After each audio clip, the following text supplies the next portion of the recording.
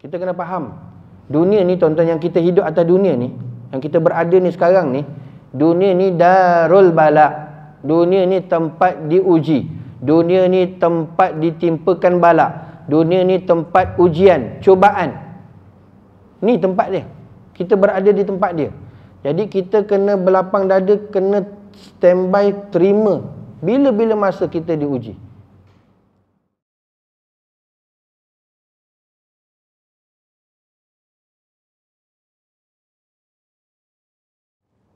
Assalamualaikum warahmatullahi wabarakatuh.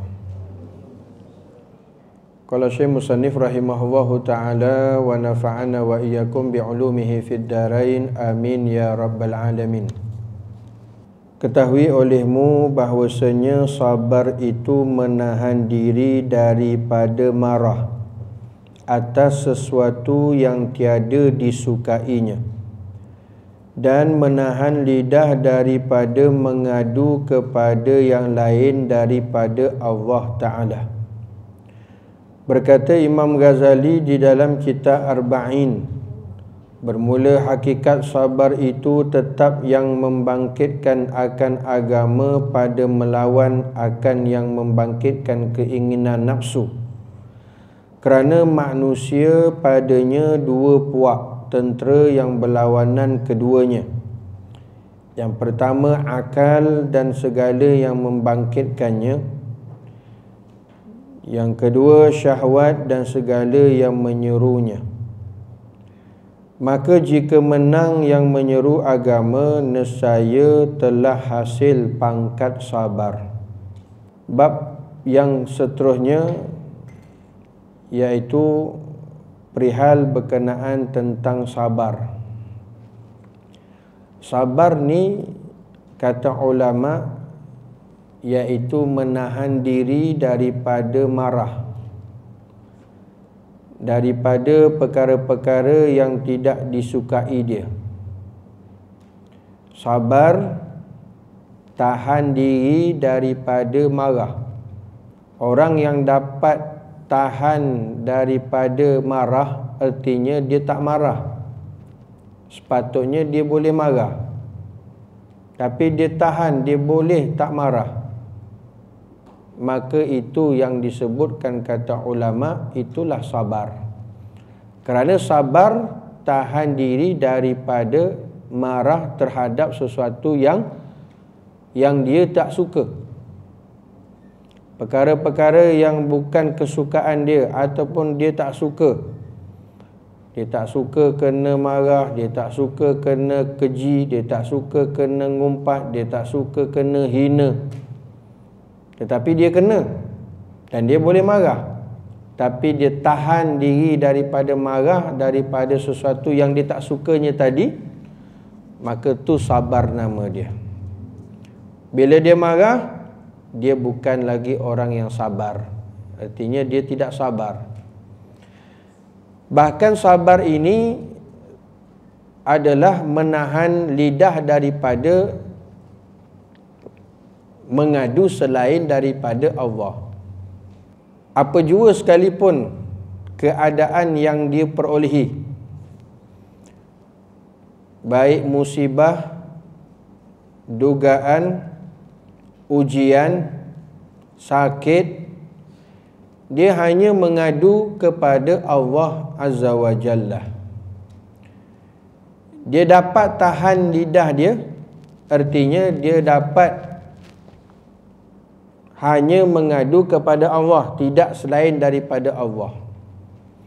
Bila apa jua sekalipun perkara yang dia perolehi dan dia mengadu hanya kepada Allah, itu juga dia dikira sebagai sabar. Kerana berapa ramai hari ini orang yang diberikan ujian, diberikan musibah, diberikan balak bencana, diberikan sakit, berapa ramai yang mengadu hanya kepada Allah Subhanahu wa Ta'ala saja. Maka bila dia membicara ataupun mengadu kepada selain daripada Allah. Dia luahkan dia mengadu kat FB. Dia luahkan dia mengadu kat dalam grup WhatsApp. Dia luahkan dia mengadu dalam Instagram. Dia mengadu dia luahkan dalam TikTok. Itu tidak sepatutnya kalau dia sebenar-benar kenalnya Allah dan memiliki sifat sabar. Kerana sabar itu bukan hanya tahan supaya tak marah. Bahkan dia sentiasa berhadap, tawajuh dan mengadu kepada Allah Ta'ala, itu sabar. Artinya dia dapat tahan lidah dia, mulut dia daripada nak mengadu kepada selain daripada Allah. Kerana pendengar yang paling terbaik sekali untuk kita mengadu hal ehwal kita tak lain dan tak bukan Allah. Yang lain ni tuan-tuan, baik friend dalam grup WhatsApp, friend dalam FB, TikTok ke dan sebagainya, sekali boleh dia dengar. Masuk 2 kali boleh lagi tahan. Masuk 3 kali engkau dah tak ada cerita lain ke? Bingit telinga dengar ni. Macam kau je seorang ada masalah. Masuk berkali-kali habis tuan-tuan.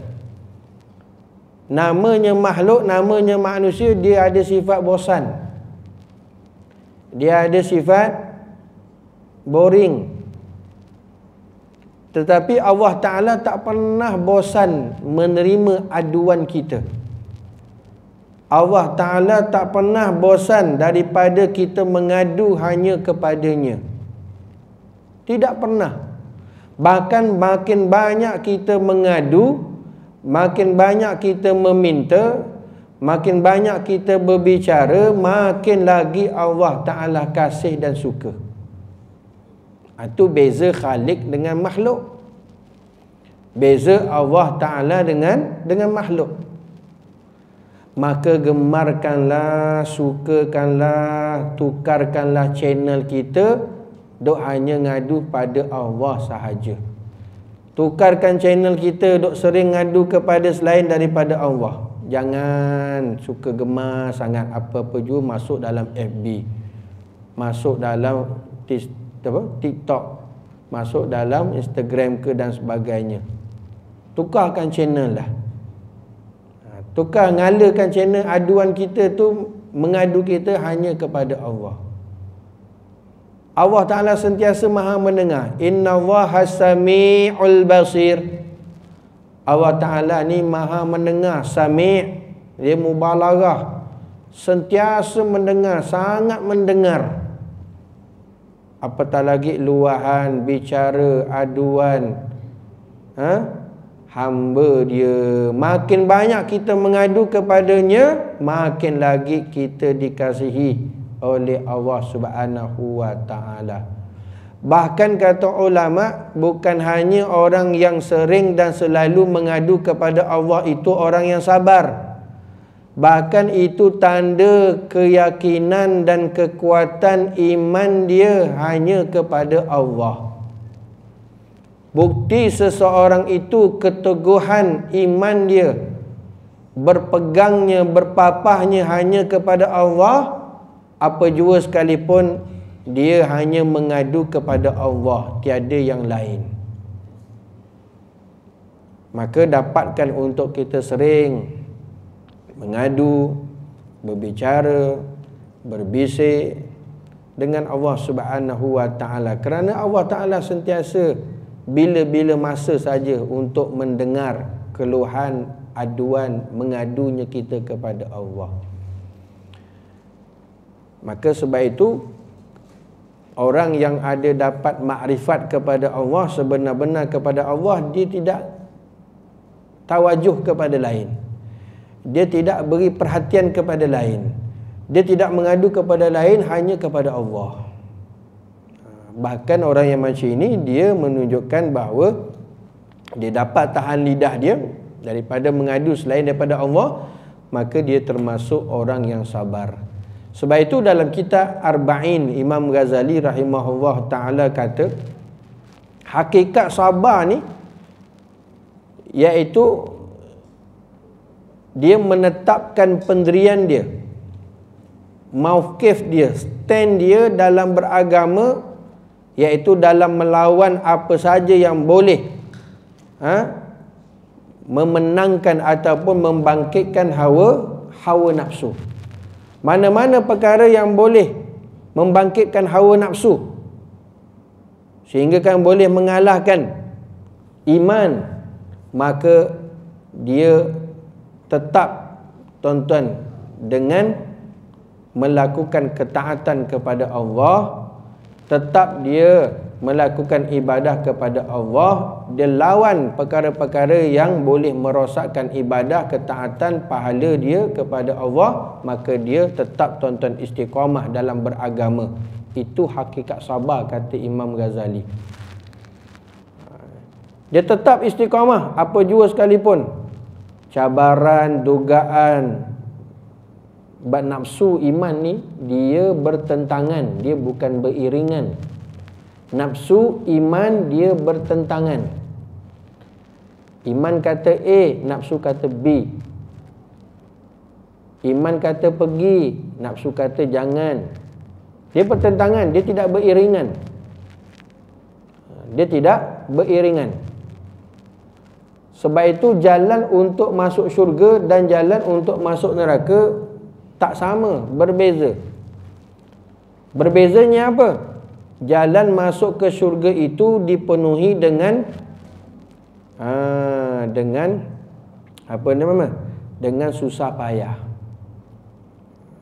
Bukan dengan ikut kepada selera nafsu. Tapi nak masuk kepada neraka ini penuh dengan syahwat, penuh dengan nafsu. Sebab tu hati-hati nafsu ni jangan mengalahkan kita, sehingga kan kita tewas dan kurang, apatah lagi tak banyak kita dapat melakukan amal ibadah kepada Allah.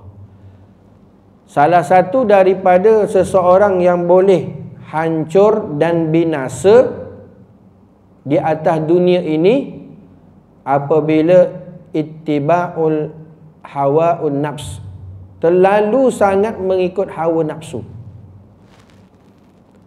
Hawa'un mutabba', kata Rasulullah, satu orang itu boleh binasa, satu orang tu boleh hancur, bukan tak ada harta, bukan tak ada kekayaan, bukan dengan sebab tak ada ilmu, bukan dengan sebab dia tak cantik, bukan sebab dia itu ini tak ada jawatan, tak ada pangkat.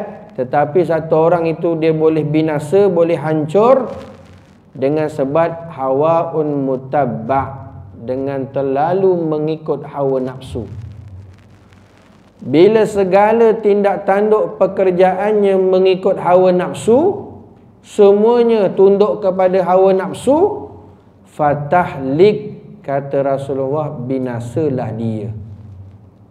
Hati-hati dengan nafsu ini. Sehingga kan Imam Ghazali memasukkan nafsu itu salah satu daripada musuh orang yang beriman. Yang pertama dunia, yang kedua makhluk, yang ketiga harta, yang keempat nafsu. Itu adalah musuh orang yang beriman, musuh orang Islam. Dunia, harta, makhluk dan juga nafsu.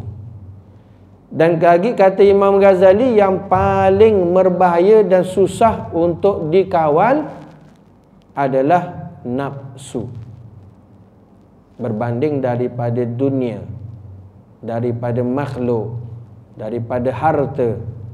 Nafsu itu susah untuk dikawal. Bukan senang, tuan-tuan. Ni hak sebab tekan nafsu ni, alhamdulillah dapat juga mai datang kuliah.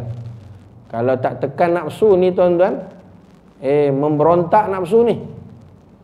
Dengan perkara-perkara lain, silap-silap 50-50 juga. Dia pun kata sikit lagi ustaz, kalau tak memang tak datang tadi. Alhamdulillah. Tok juga lawan juga nafsu. Mana boleh tahan tuan-tuan, lagi ada bola. Meronta-ronta ni. Harap-harap cepatlah ustaz kali ni, malam ni kuliah habis. Dia mai datang tapi meronta-ronta nafsu tu. Tu sifat nafsu tuan-tuan. Nafsu ni dia boleh dibangkitkan dengan sesuatu yang lain sehinggakan seseorang tu boleh tewas. Kerana kata ulama, nafsu ni ibarat seperti mana satu hidangan, satu masakan yang dimasak sehinggakan menggelegak-gelegak tu, sampaikan bila tak ditutup periuk ataupun sesuatu yang dimasak itu tidak ditutup, maka lama-lama kelamaan dia akan membuak-buak sehingga keluar daripada periuk tersebut. Maka yang membuak-buak itulah nafsu yang ada pada dalam diri manusia. Jadi macam mana? Kata ulama, hendaklah ditutup, ditekan supaya tidak membuak-buak, tidak terkeluar daripada bekas dia. Maka apa yang nak ditutup, nak ditekan itulah ibadah. Itulah ketaatan kepada Allah Subhanahu wa taala. Tak ada jalan lain tuan-tuan untuk tekan nafsu, adalah ibadah. Adalah ketaatan kepada Allah Subhanahu wa taala. Lawan, tekan, buat amal, insya-Allah dapat dikawal nafsu itu. Kalau tidak, pasti dia akan menuntun kita sehinggakan kita tewas, kalah dengan keinginan hawa nafsu. Sebab itu kata musannif rahimahullahu taala, dalam diri manusia ni dia ada dua kumpulan tentera yang selalu berlawanan antara satu dengan yang lain. Yang pertama akal, yang kedua syahwat. Yang pertama akal, yang kedua syahwat. Syahwat tu nafsu lah. Ini berlawanan ni tuan-tuan. Setiap dalam diri manusia tu ada dua kumpulan ini, dua unsur ini. Setiap diri orang, laki-laki maupun perempuan, siapa jawatan dia, pangkat dia tuan-tuan, maka dia ada dua unsur ini, yang mana dua unsur ini sentiasa bertentangan, berlawanan seperti mana yang saya sebut tadi. Akal dan nafsu tidak seiringan tuan-tuan. Tidak seiringan. Akal dan semua yang membangkitkannya. Begitu juga dengan syahwat, nafsu dan semua yang mengajak kepada dia. Sebab itu kena usaha untuk sentiasa tekan nafsu, kawal nafsu, supaya kita tidak tewas ataupun selalu tunduk kepada nafsu. Tuan-tuan muslimin hadirin yang dirahmati Allah. Maka sebab itu jika akal ni dan apa sahajalah yang membawa kepada agama,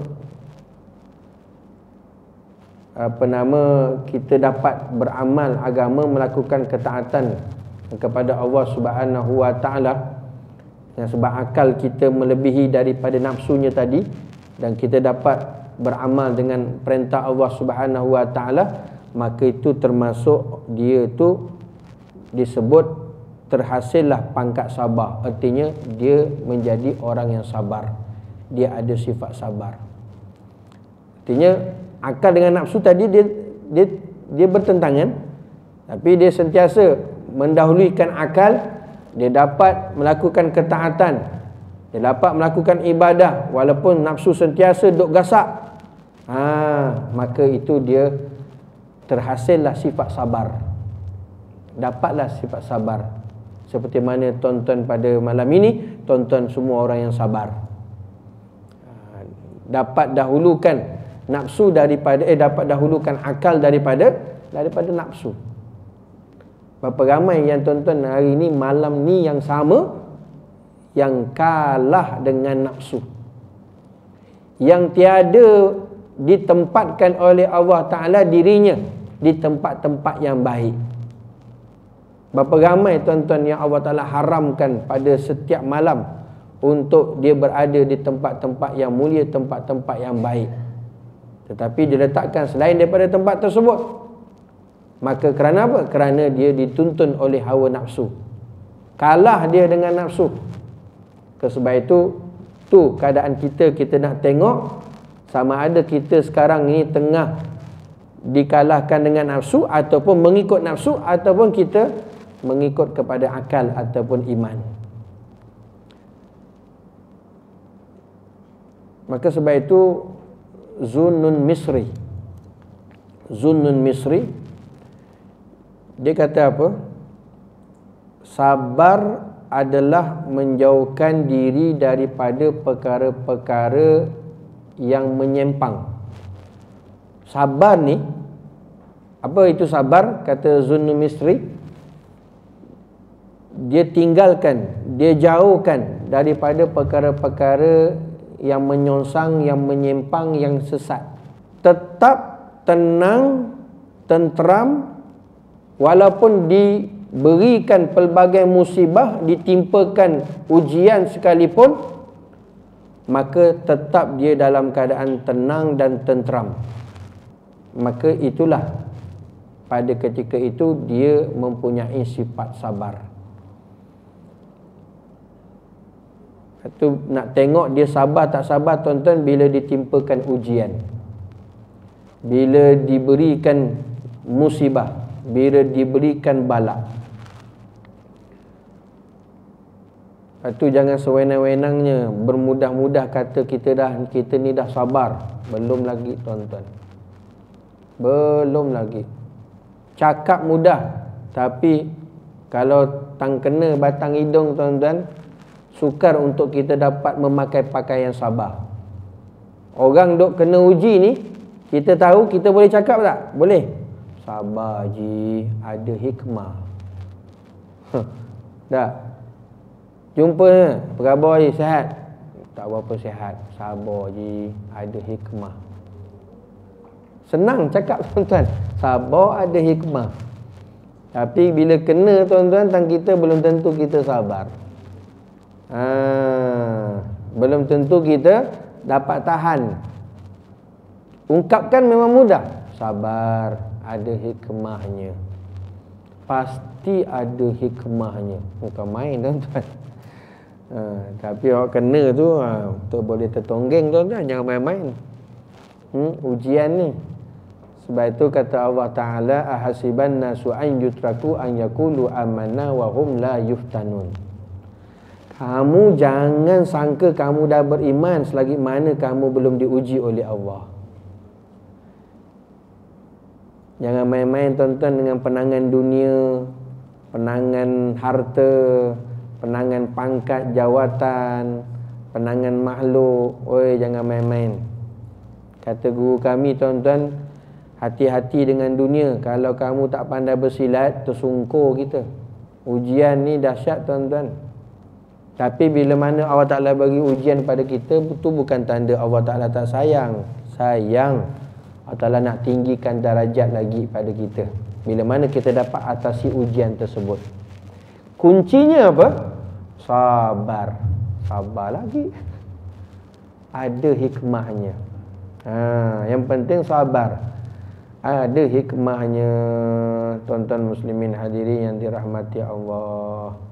Tengok saja kisah Nabi Musa AS berguru dengan Nabi Khidir AS. Itu disebut dalam surah Kahfi.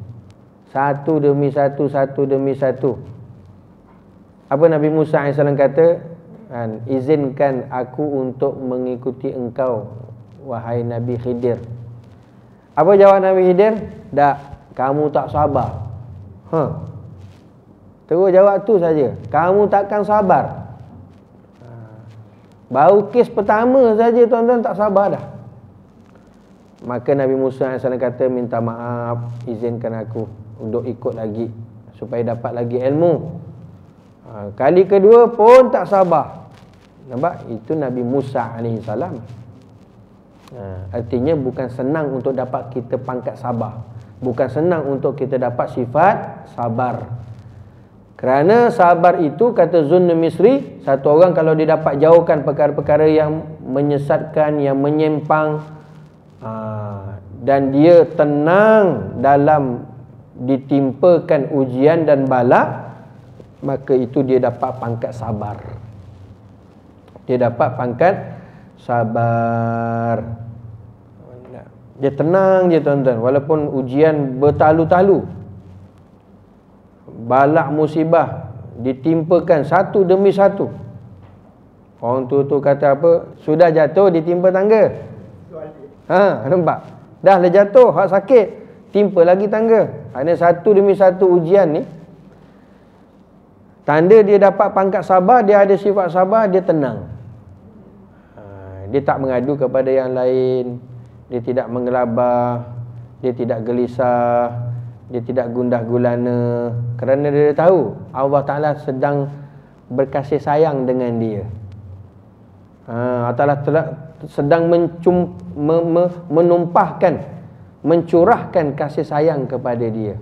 Dengan tu diberikan ujian, diberikan balak musibah daripada Allah Subhanahu wa Ta'ala. Tuan-tuan muslimin hadirin yang dirahmati Allah. Dan bermula sabar itu fardu ain atas tiap-tiap mukallaf, sama ada sabar atas mengerjakan taat yang wajib, atau sabar atas meninggalkan maksiat, atau sabar atas bala. Jadi oleh itu sabar ni dia ada 3 bahagian. Sabar ni dia terbagi kepada 3 perkara. Dan kita kena sabar ketiga-tiga perkara tersebut.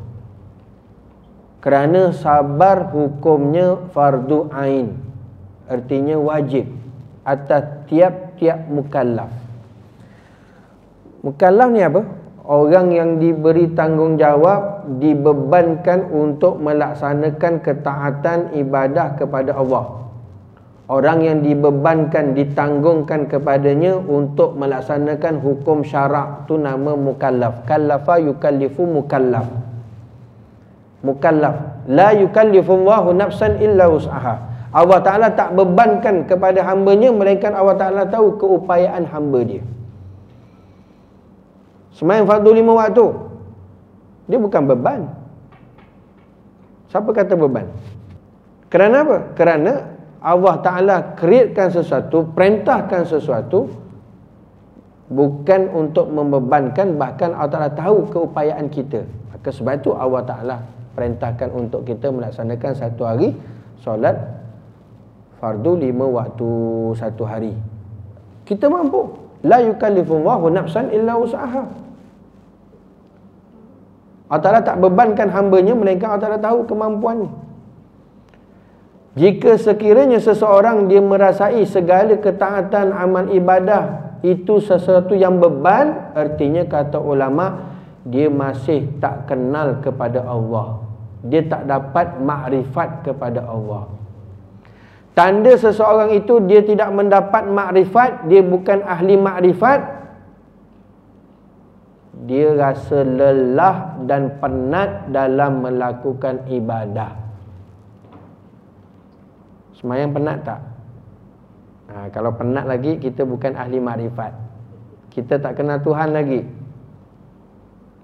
Ngaji belajar penat tak? Yang cakap ni lagi penat tuan-tuan. Tak berhenti daripada pagi tadi sampai ke hari ni. Penat ni.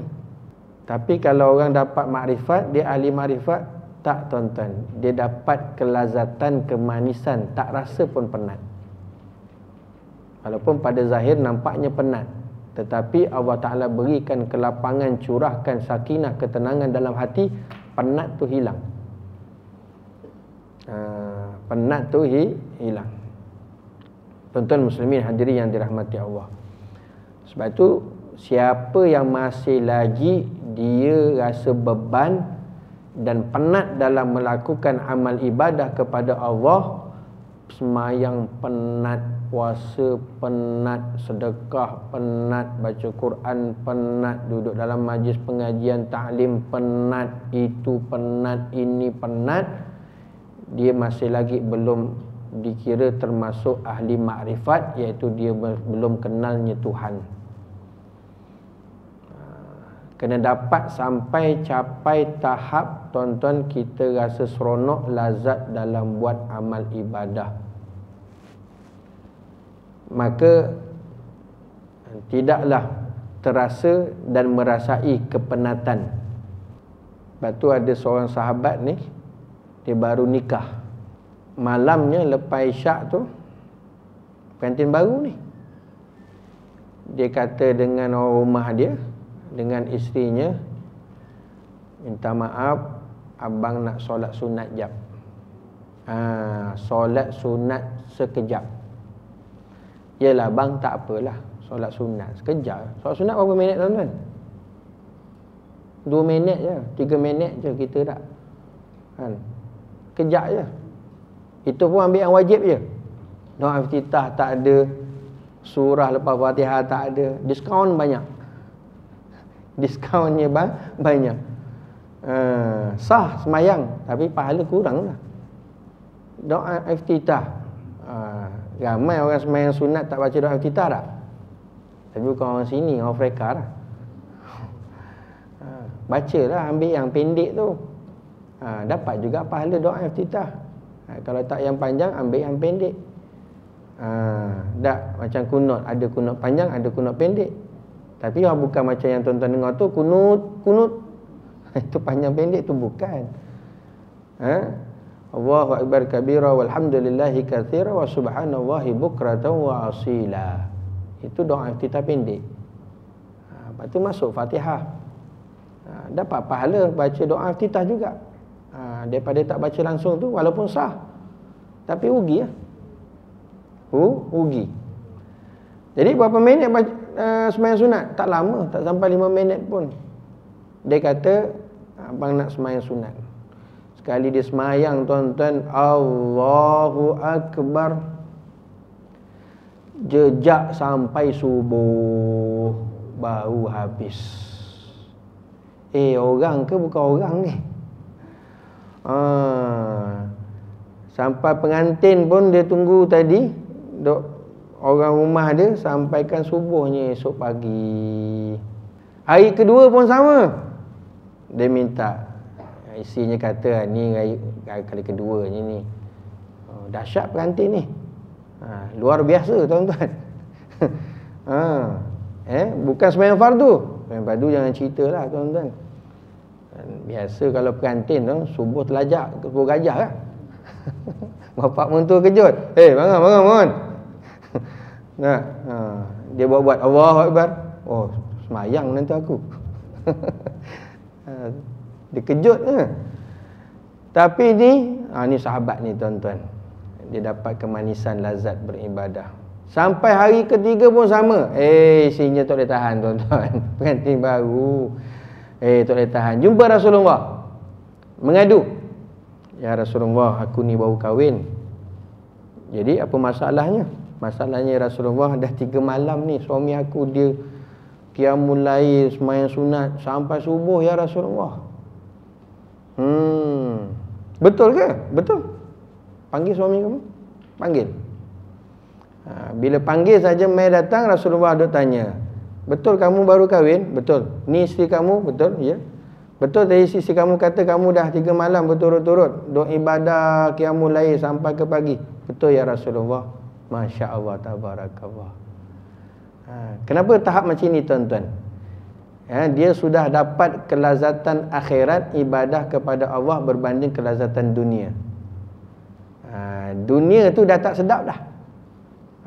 Kahwin tu dah tak ada lazat dah.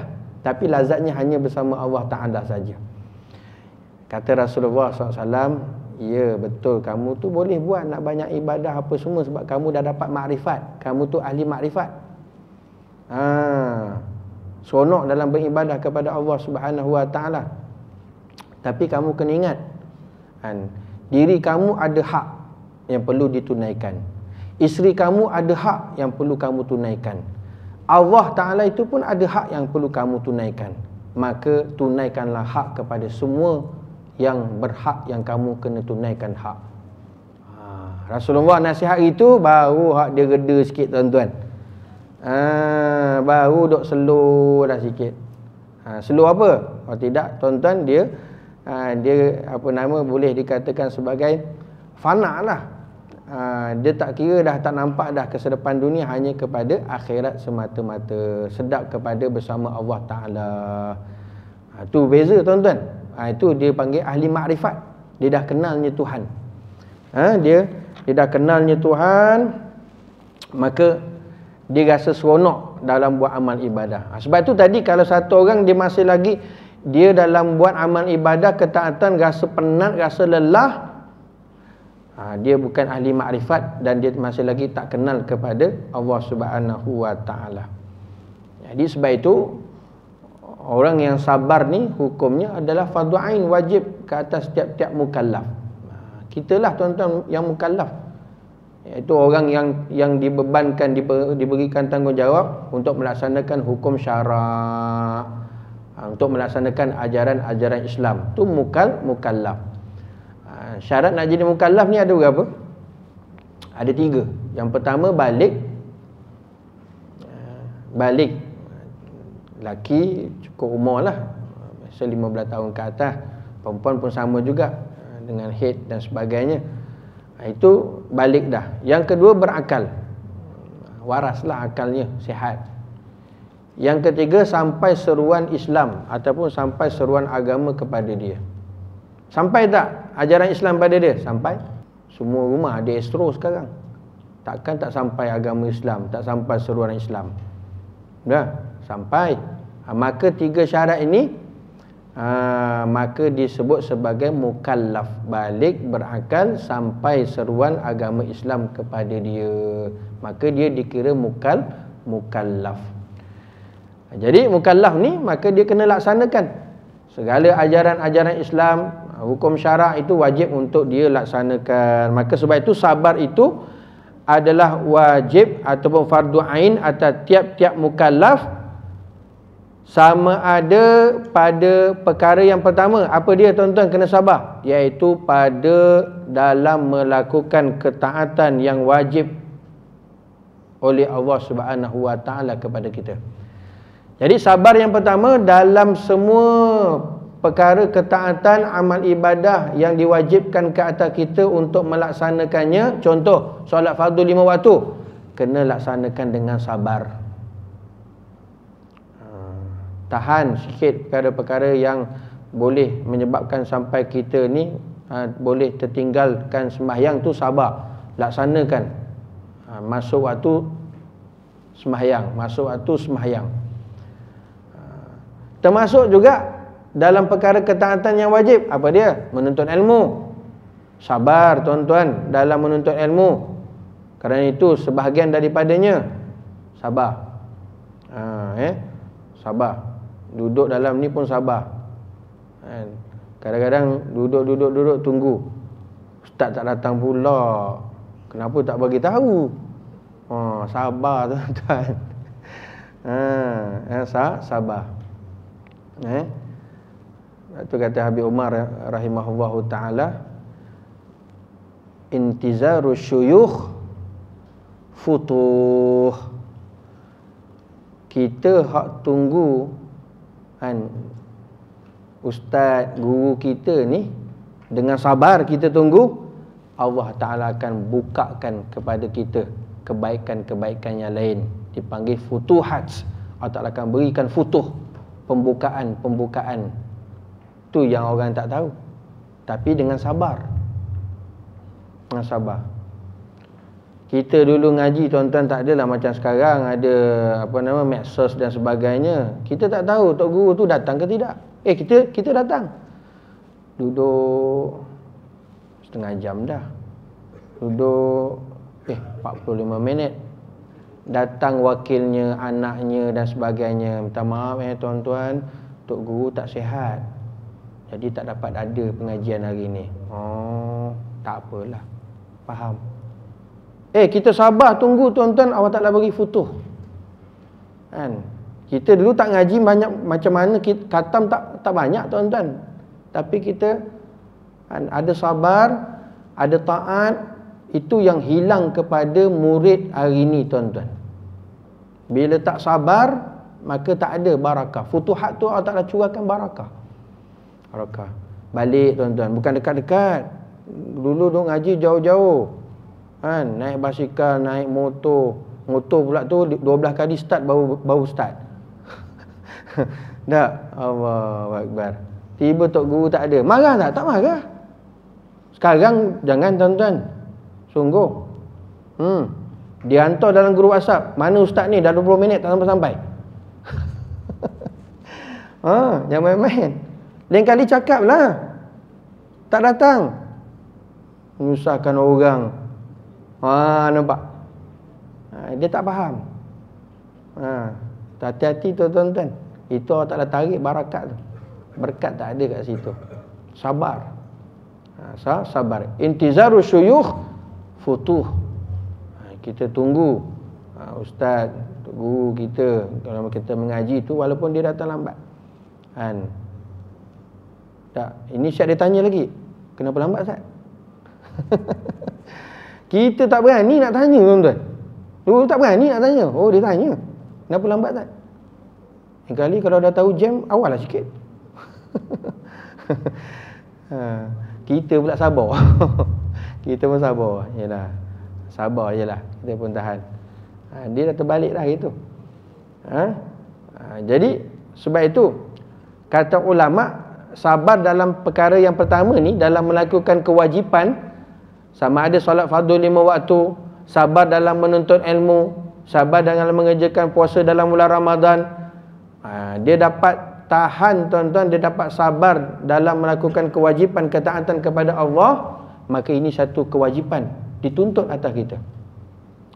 Artinya kalau buat dalam ibadah, perkara-perkara yang wajib ni, tuan-tuan, ketaatan kepada Allah, jangan kalut-kalut, jangan kelang kabut, jangan cepat nak habis, jangan. Sabar. Kita melaksanakannya dengan sabar. Dengan sabar. Semayang fardu 5 waktu, kena pula imamnya imam lama, imam tua, macam lori slow je kan. Sabar, tuan-tuan.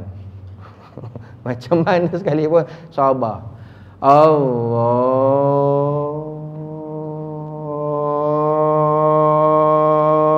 Akbar. Sabar. Berapa harakat tu? Tak, ada yang komplain. Ustaz ni tengoklah dia punya takbiratul ihram berapa panjang. Sabar je. Sabar.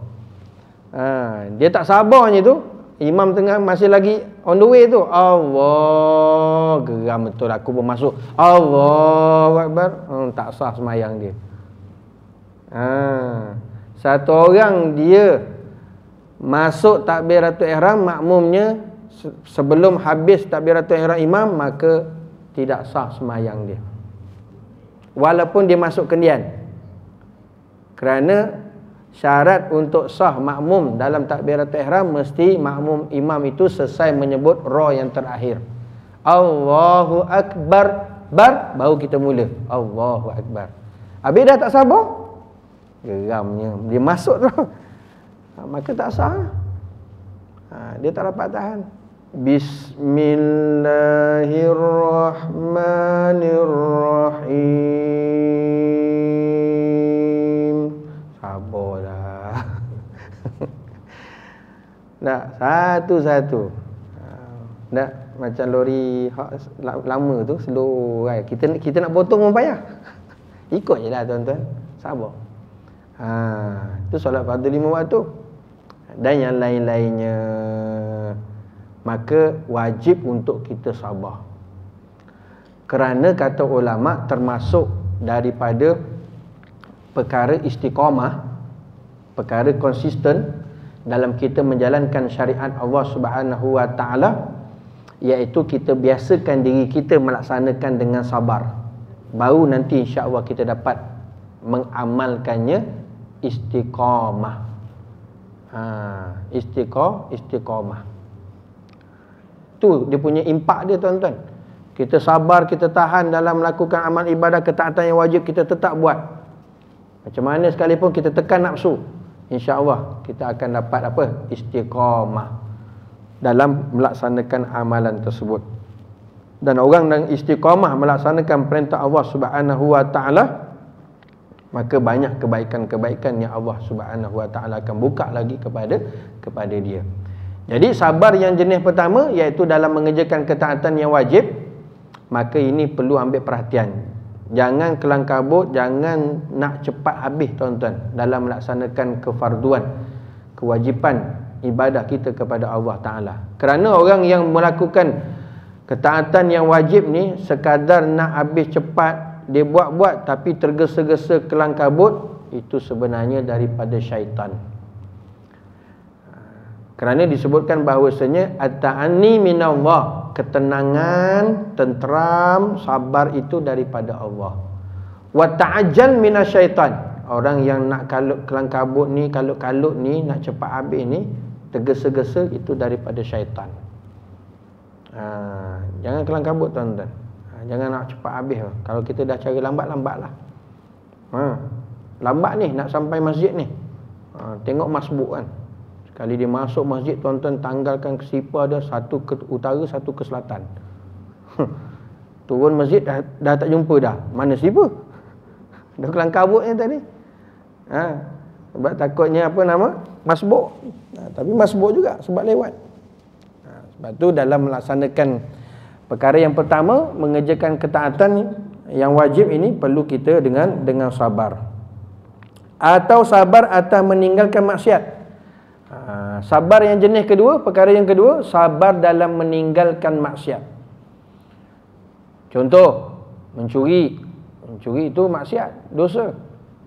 Minum arak, mengumpat, membawang, dan maksiat-maksiat yang lain. Bahkan kita sabar tuan-tuan dalam meninggalkan maksiat, perkara yang haram ni, dia termasuk kita melawan nafsu kita. Kita perang nafsu kita.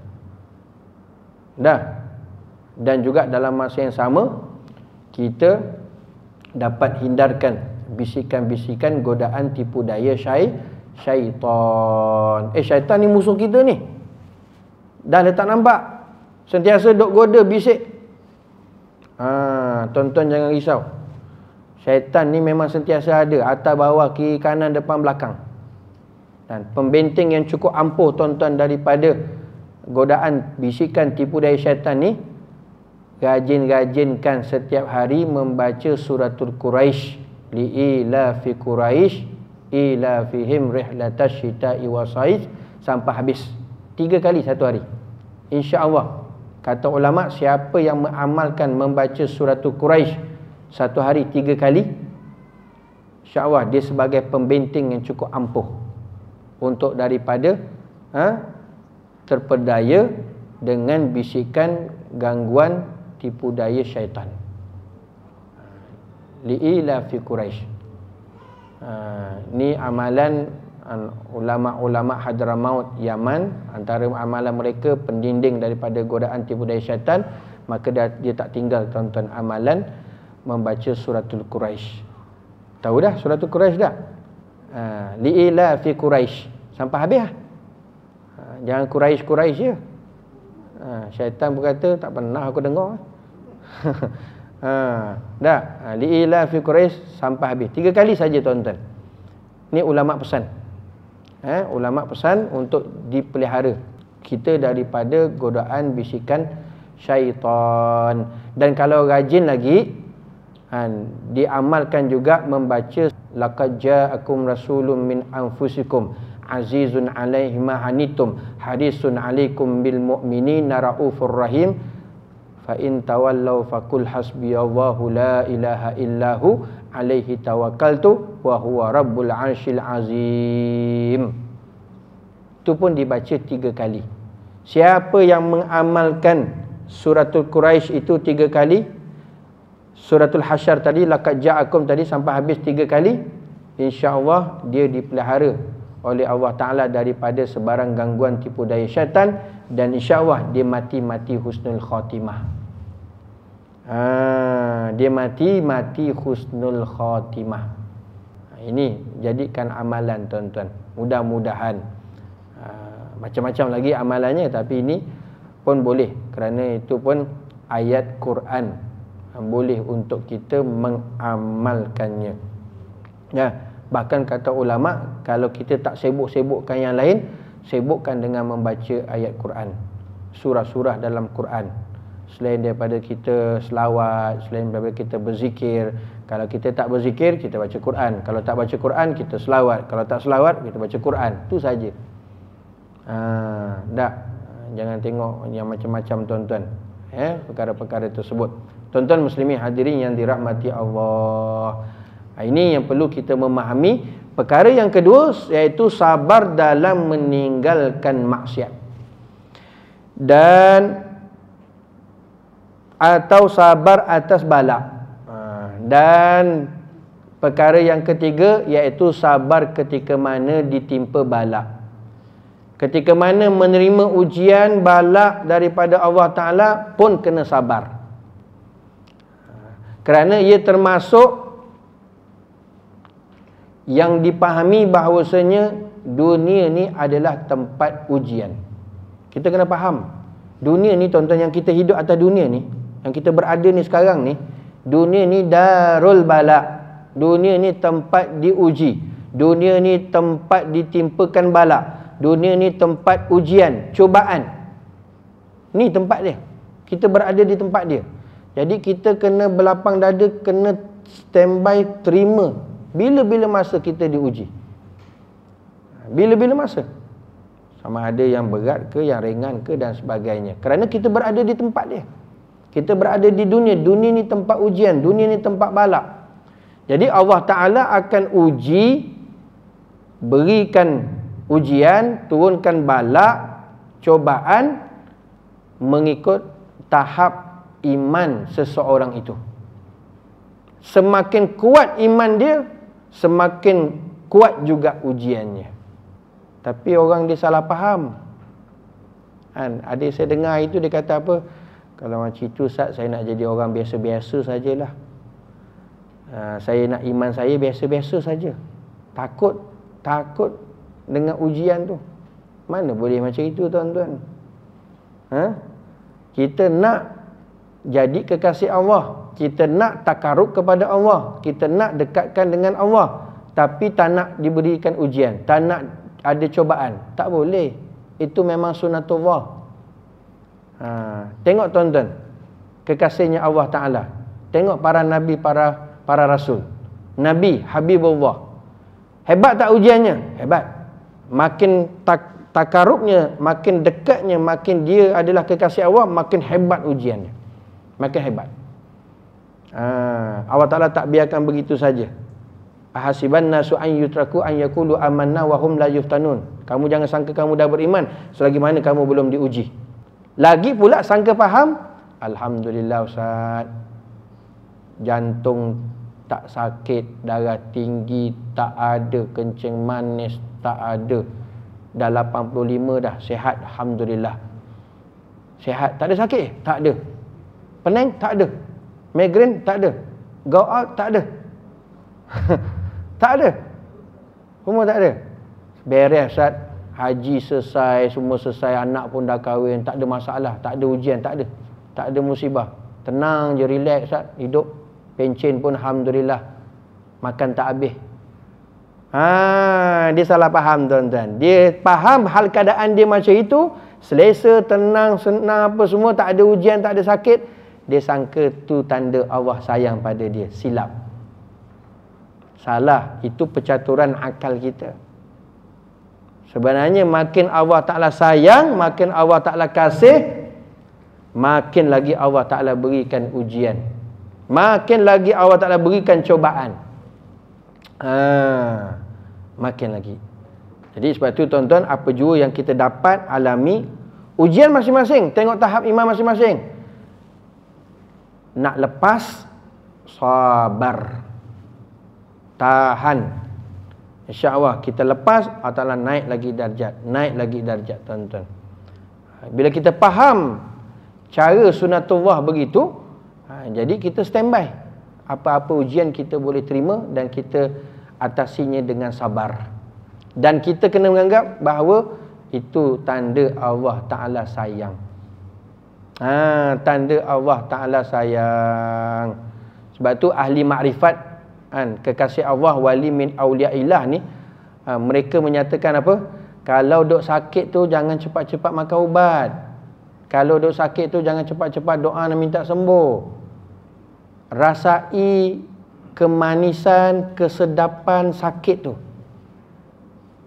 Macam mana? Boleh? Tak boleh lagi tuan-tuan. Tak boleh. Dan saya bila duk dengar ni tuan-tuan, ulama duk sebut, wali duk sebut, macam mana pula? Duk sakit ni, jangan makan ubat dulu. Rasa dulu kesedapan, keseronokan Allah Ta'ala tengah curahkan kasih sayang tu. Lagi sakit gigi, mana boleh tahan? Tak. Kata ulama, jangan dulu, jangan makan ubat. Rasa dulu dia punya kenikmatan sakit. Rupanya tuan-tuan, sakit ni pun ada nikmat. Tak? Iya, sakit dapat nikmat. Apa nikmatnya? Kita ingat pada Allah. Kan? Orang sakit tu, sakit dia, Allah. Sakit je, Allah. Sakit tau.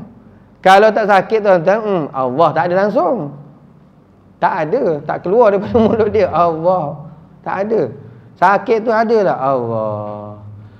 Allah. Allah. Bagus tu. Setiap nafas keluar masuk tu, Allah. Sakit. Sembuh tuan-tuan, kat rumah pun tak ada. Gaib tu. Nampak? Rasai dulu kata ulama. Ini ahli makrifat lah bagi tahu. Kalau duk sakit dulu, rasai dulu nikmat sakit tu. Kalau tapi bukan tahap kita, tak adalah tuan-tuan. Dah? Jauh, bukan makam kita dah. Sebab itu, pada kita diberikan ujian, balak, musibah pun tetap kena sabar. Tetap kena sabar. Kerana itu satu kewajipan juga untuk kita menahan diri, iaitu sabar dalam perkara yang ketiga, iaitu dalam menerima ujian maupun balak ataupun cubaan yang diberikan oleh Allah Subhanahu wa Ta'ala. Dan ujian ni dia pelbagai tuan-tuan. Ada Allah Ta'ala uji seseorang itu pada harta. Ada Allah Ta'ala uji pada diri dia sendiri. Kadang-kadang dia pun tak faham diri dia. Entah Ustaz, saya pun tak faham diri saya ni macam mana, kenapa? Diri sendiri pun dia tak faham. Apatah lagi orang lain nak faham. Itu ujian. Saya tak tahu Ustaz, diri saya ni nak apa sebenarnya. Buat ni salah, buat tu salah, buat ni salah. Tak menentu. Saya pun tak faham Ustaz. Saya pun tak faham. Itu ujian tu. Dia ujian. Dia tak tahu, dia tak dapat nak stand tuan-tuan. Kejap kanan, kejap kiri, kejap itu, kejap ini. Itu pun ujian. Bahkan ada Allah Ta'ala uji dengan keluarga. Ada. Dengan keluarga. Suami dia, tu ujian. Isteri dia, tu ujian. Anak-anak dia, tu ujian. Mengikut masing-masing. Kalau tak, ada yang dengan jiran dia pun ujian. Pelbagai cara tuan-tuan Allah Ta'ala beri cubaan ataupun ujian. Dan yang paling hampir itulah yang paling kuat ujian sebenarnya pada kita. Kalau suami, yang paling hampir dengan dia isteri. Itu isteri. Ujian tu tuan-tuan. Isteri tu ujian. Suami pun ujian. Anak-anak pun ujian. Ujian yang diberikan oleh Allah Subhanahu wa Ta'ala. Mengikut tahap masing-masing. Tuan-tuan muslimin hadirin yang dirahmati Allah. Adapun sabar atau mengerjakan ibadah yang sunat dan sabar atau meninggalkan yang makruh dan yang harus, maka iaitu sunat bukan wajib. Dalam amalan yang sunat, ketaatan yang sunat, perkara-perkara yang sunat, sabar tuan-tuan dalam melaksanakan itu bukan wajib, itu perkara yang sunat. Dan juga sabar dalam meninggalkan perkara yang makruh juga, itu pun bukan wajib, itu hanya sunat sahaja. Demikian juga sabar atas membalas akan orang yang menyakiti dan yang menzalimi akan dikau, kerana maka iaitu sunat jua, tetapi pahalanya sangat besar kerana firman Allah Ta'ala, innama yuwaffas sabiruna ajrahum bighairi hisab. Hanya saja disempurnakan akan sekalian yang sabar akan pahala mereka itu dengan ketiadaan kira-kira banyaknya. Artinya orang yang sabar ni tuan-tuan, pahalanya tidak terhitung, tidak terkira banyaknya. Sebab tu salah satu daripada pahala yang cukup banyak tidak terhitung, salah satunya amalan sabar. Sabar. Selain daripada puasa. Puasa pahala tidak terhitung tuan-tuan. Yang kedua, sabar pun pahala tidak terhitung. Innama yuwaffas sabiru, Allah Ta'ala beri orang yang sabar itu ajrahum, pahala mereka itu bighairi hisab, tidak terhitung banyaknya. Sebab tu tak rugi orang yang sabar ni tuan-tuan. Nampak kalah, nampak macam kalah. Nampak macam kalah tuan-tuan. Sebab sabar ni tahan, dia diam. Kalah dia, tak boleh jawab Ustaz. Tak. Dia sabar tu. Tak. Orang rumah dia membebel. Pam, baca khutbah tanpa titik. Straight, pagi petang siang malam. Diam je Pak Haji. Sabar. Pahala tak terhitung tu banyak tuan-tuan. Tak, pahala tak terhitung banyak. Sabar tuan-tuan. Itu Allah Ta'ala nak tinggikan darajat tu. Silat-silat tuan-tuan, dia sabar. Boleh Allah Ta'ala lantik ataupun pilih dia jadi kekasihnya. Wali min awliyaillah. Sebab jalan Allah Ta'ala bagi mujahadah supaya seseorang itu dekat takarub menjadi kekasihnya Allah, dengan diberikan ujian tapi dia sabar, dia tahan, insya-Allah dia akan menjadi kekasih Allah Subhanahu wa Ta'ala. Tuan-tuan muslimin hadirin yang dirahmati Allah, telah menghimpun Allah Ta'ala akan beberapa perkara bagi sekalian yang sabar, yang tiada menghimpun ia akan dia bagi yang lain. Wallahu alam. Sampai situ dulu. Tiada amalan lain tuan-tuan. Tiada amalan lain yang Allah Ta'ala beri yang mana seseorang itu dia mendapat banyak kebaikan-kebaikan lantaran dengan dia sabar. Tiada yang lain melainkan kalau dia dapat memakai pakaian sabar, insya-Allah dia dapat pangkat sabar. Banyak tuan-tuan akan diberikan futuhat, fuyudat, barakah, rahmat, hidayah, taufik, macam-macam perkara lantaran dengan sabar dalam setiap apa yang diberikan ujian dan balak kepadanya. Mudah-mudahan Allah Ta'ala jadikan kita orang yang sabar dan sentiasa sabar dalam melaksanakan kewajipan, sentiasa sabar meninggalkan maksiat, sentiasa sabar dengan diberikan balak dan musibah, dan mudah-mudahan kita ditinggikan darajat oleh Allah, kita dijadikan hamba yang bertakwa dan menjadi kekasihnya. InsyaAllah mudah-mudahan sabar ini menjadi pakaian kita sampai bila-bila dan menjadi asbab kita mati husnul khatimah, akhirat kita dimasukkan ke dalam syurga oleh Allah Subhanahu wa Ta'ala. Allahumma amin, amin ya rabbal alamin. Mudah-mudahan kita dapat amal dan sampaikan serta bermanfaat. InsyaAllah panjang umur, kita jumpa nanti pada pertemuan yang akan datang. Wallahu ta'ala a'lam. Hadza wa billahi taufiq wal hidayah. Assalamualaikum warahmatullahi wabarakatuh.